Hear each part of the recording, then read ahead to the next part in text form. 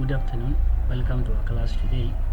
Now in our previous class we had looked at the importance of agricultural production, and also we did mention about the methods of agricultural production, like the arable farming, extensive farming, pastoralism, among others. Now today I want us to begin a new topic, which is ecological factors which affect the agricultural production. Now we have outlined them in various categories. Now the first category, what we refer to as the internal factors. These are medically genetic factors which contribute to the high yieldability, early maturity, resistance to lodging, drought, flood, and salinity tolerance, tolerance to insect pests and disease, chemical composition of grains, quality of grains, quality of straw. Then still number 2, another classification we have mentioned are what we call the external factors. Basically, these factors include climate. They include climate, edaphic factors, biotic factors, physiographic factors, and socioeconomic factors.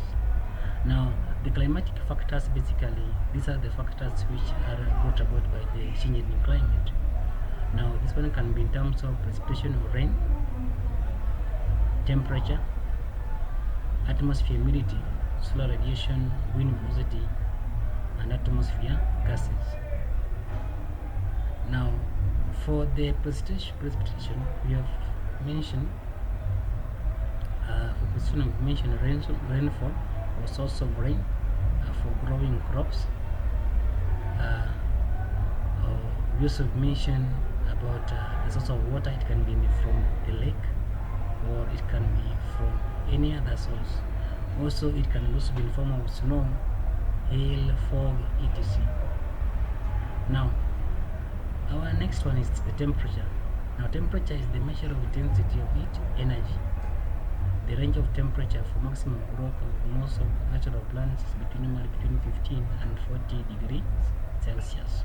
So various crop items are grown within a particular range of temperatures which favor their growth. Now, we also have atmosphere and humidity, with the water present in the atmosphere in the form of invisible water vapor. Normally, it is known as humidity. Now, if relative humidity is 100%, it means that the entire space is filled with water, and there is no soil evaporation and plant transpiration. Now, also, I want us to look at another climatic factor, that is solar radiation. Now, the amount of solar or amount of sunshine also affect the crop production in various places or various regions where crops are grown. Now, we also have the wind velocity. The direction of the wind or the flow of the wind also affect the production of the various crops. This also contributes to the spread of the pests and diseases. Also increases the evaporation, which may affect the health of the plants. It also helps in the cleaning produce of the farmers. It is also important in the pollination of the crops in the farm, among others. Now, our next factor, we classify them as edaphic factors, is basically the soil. Now, so in terms of soil moisture, the soil air, soil temperature, the mineral content of the soil organic matter, soil organisms, soil reactions. Now, all the particular aspects of the soil are very important. The soil moisture contribute to the health of the plants. The same with the soil air. The air need to be aerated enough to enable the growth of the particular seed in the soil. Also, we have the mineral matter, which is very important, a source of nutrient for the plant for them to grow very well.